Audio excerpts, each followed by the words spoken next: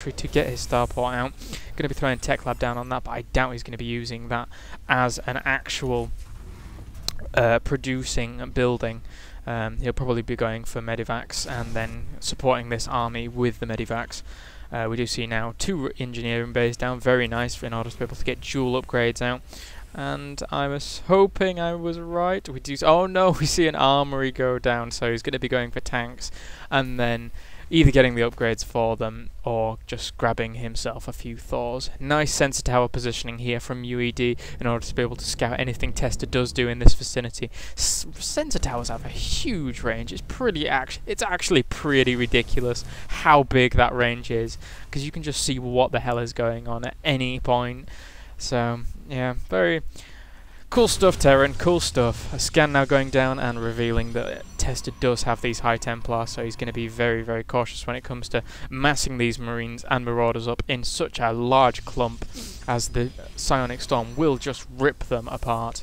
Kaidarian Amulet now coming out for Tester, as well as an extra gate in the back, not changed into a warp gate yet, really needs to do that.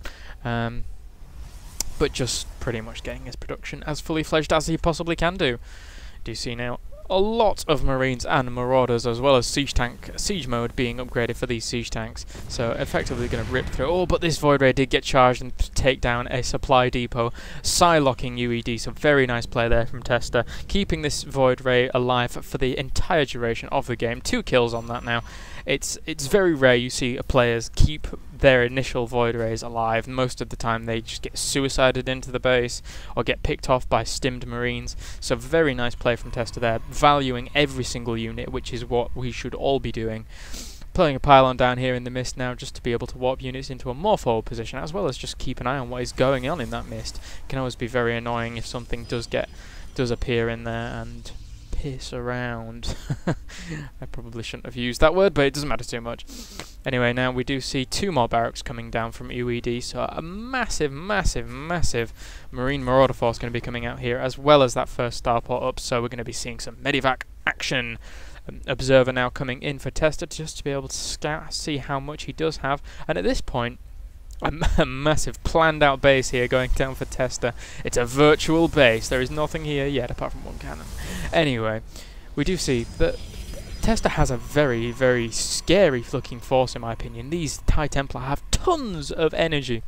I think that Tester could have probably pushed in now and kind of made something happen on this ball of units, because as I said before, he really wants to get out the Psystorms on this huge, huge ball of units before the Medivacs do come out and eventually can heal.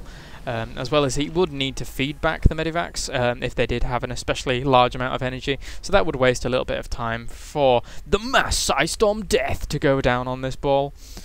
Lot of scouting going now for Tester, and he's going to be checking every expansion to make sure that the Terran has not expanded, and wisely so. Now breaking down these rocks in order to be able to expand once again, but this Reaper does see this, and nice use of a Reaper scout actually here in order to be able to see what's going on. Oh, is he going to pick off this Sanctuary? Oh my god, that was so close. I didn't think Tester would realise in time, but he did just at the very last moment, and now Tester looking in a very firm position of command here. He has 3 bases pretty much fully saturated, apart from the main, but it doesn't matter too much. There's dwindling minerals there, and we do see now that this ball is moving out. No, it's not. It's deciding to go back, and it's going to be reinforced by these tanks. That's a cool idea. So now 2 Medivacs coming along with this ball of units, no doubt, and a nice ball here for Tester, but where are his High Templar? They are trundling along the map in order to be able to reinforce this ball. So I think that Tester is going to be in a good position here, although this is a really, really scary ball of units. It's very nice to have these High Templar out in order to be able to counter this. Do see this Observer scouting out these units now, and as well as weapons level 3. I've been slacking on looking at these. Weapons level 3 and infantry armor level 2 going out for UED now and trapping those units in. He did want to stim and pick off that High Templar, but it was to no avail. So now I'm pretty sure UED is going to see these, going to know that these High Templar are here, and is going to back off, as this ball would get smashed to bits. We do see ground weapons level 1 going down for Tester now. And that's a bit late in comparison to the upgrades of the Terran army, as he is going to have 3-2 very, very soon on these infantry units. Although a huge amount of High Templar there. So I'm just waiting. I want this battle to happen so we can see mass storms go down. A carpet of storms basically going to be laying siege to these units here. And now he's going to be moving across. Oh, he's going to be moving. Nice overlord observer placement from Tester there. He's going to be moving out across there, but Tester rerouting his forces by coming in, sweeping in there. A bit of an early engagement there for Tester. I think that he could have delayed that quite a bit. These High Templar are getting a few storms off, but they were really delayed in their advance, and a lot of Tester's units have now been destroyed. All these High Templar are now coming over the bridge in order to be able to reinforce. A few storms going down there, taking out a few units, and another storm going down, morphing in an Archon now, but the timing on Tester's attack was really bad then. He moved in way too many units way too early without the support of his High Templars, and this ball is just going to move across the field and demolish most of Tester's units here. A lot of units warping in. He does have a massive amount of gateways down, and these are going to be charging in, and nice big storms going down on all these units. It's amazing how much of a difference. Oh my god, those storms took out so many units. It's amazing how much of a difference these storms can make to a Marine Marauder ball. And more units now warping in. More storms going to be laid down. Oh my god, all these units are so close to death. He needs to chrono boost these warp gates in order to be able to get more units out, and he's bringing out a lot more zealots. These Void Rays now getting back in on the action, and it's going to be able to kill all these units by the looks of things. There are no Marines to take out these Void Rays, and oh, that was such a close call for Tester.